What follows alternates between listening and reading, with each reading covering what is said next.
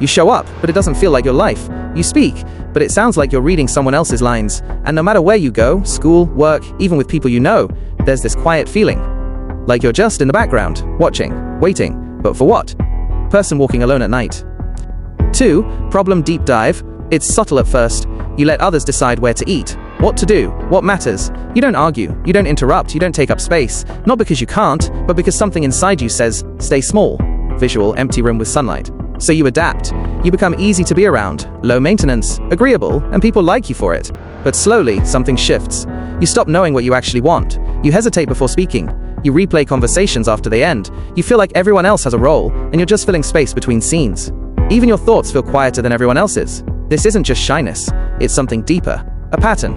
In psychology, this often connects to what's called self-suppression, a learned behavior where you minimize your needs, opinions, and presence to maintain safety or avoid conflict. And over time, you don't just hide your voice, you lose access to it. But here's the part that's easy to miss. You weren't born like this, so where did it come from? 3. Reframe. This isn't a flaw, it's an adaptation. At some point in your life, being visible didn't feel safe. Maybe you were ignored when you spoke, or criticized, or overshadowed. So your brain made a decision. If being seen leads to discomfort, then staying invisible is safer. Child sitting quietly in a room. And it worked. You avoided conflict, you stayed accepted, you reduced emotional risk. Your brain did exactly what it's designed to do, protect you. But protection has a cost. Because what keeps you safe can also keep you invisible. And eventually, you don't feel like a participant in your own life. You feel like an observer. So the real question isn't, why are you like this? It's, what is your brain still trying to protect you from? 4. Psychological mechanism. Your brain runs on prediction. It constantly asks, what happens if I do this? And it builds those predictions based on past experiences. If speaking up once led to rejection, your brain stores that as a pattern. So next time, it doesn't wait for rejection to happen. It prevents the situation entirely. This is called predictive processing. Your brain isn't reacting to reality, it's reacting to what it expects reality to be. Now imagine your identity like a volume knob. When you were younger, something turned that knob down, not off, just low enough to stay unnoticed. Over time, that low volume became your normal. So even when the environment changes, even when it's safe, your brain doesn't update automatically. It keeps you in the background because that's the version of you it learned to protect. Here's a simple mental model. The spotlight and the shield. The spotlight is your natural self, your voice, your presence. The shield is your protection, keeping you safe from judgment. Right now, your shield is blocking your spotlight, not because you're weak, but because your brain thinks the light is dangerous. And until that belief changes, you'll keep dimming yourself automatically. But how do you change something that feels automatic? 5. Practical framework. This isn't about being confident, it's about retraining how your brain interprets visibility. Here are 4 principles that work with your psychology, not against it. 1. Start with micro-visibility. What to do? Say one small, honest thing in conversations. Just one. Why it works. Your brain updates beliefs through evidence, not logic.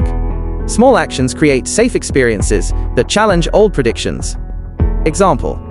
Instead of agreeing instantly, say, I actually think something a bit different. Notebook with one sentence written. This isn't about being loud. It's about proving to your brain, nothing bad happened when I showed up. 2. Delay automatic agreement. What to do? Pause before saying yes. Why it works. Your brain runs on habit loops. Pausing interrupts the automatic stay small response and creates space for conscious choice. Example. When someone asks your opinion instead of replying immediately, take 3 seconds. That pause is where your real voice begins to form. Visual. Slow-moving waves. 3. Externalize your inner voice. What to do? Write down what you actually think during the day. Why it works. Self-suppression weakens your connection to your own thoughts. Writing activates self-referential processing, helping your brain rebuild that connection. Example. After a conversation, write, what did I want to say but didn't? Over time, you stop losing your thoughts mid-moment. 4. Practice safe discomfort.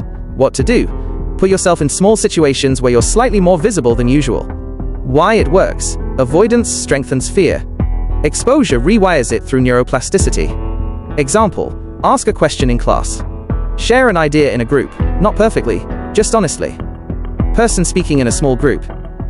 Each time your brain updates, visibility doesn't equal danger anymore. 5. Redefine your role. What to do? Stop asking, do I belong here? Start asking, how do I want to show up here? Why it works. This shifts your brain from evaluation mode to agency mode. You move from being judged to choosing. Example. Instead of sitting quietly in a room thinking, I don't fit in, think, what version of me do I want to bring here? Person standing in soft light. 6. Integration. You are not a background character. You've just been using a protection system that lowers your visibility. So remember this, spotlight and shield.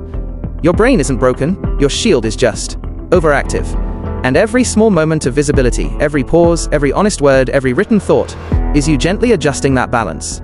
Not removing the shield, just letting more light through. Light slowly filling a dark room. Because identity isn't something you find, it's something that becomes clearer the more you allow yourself to be seen.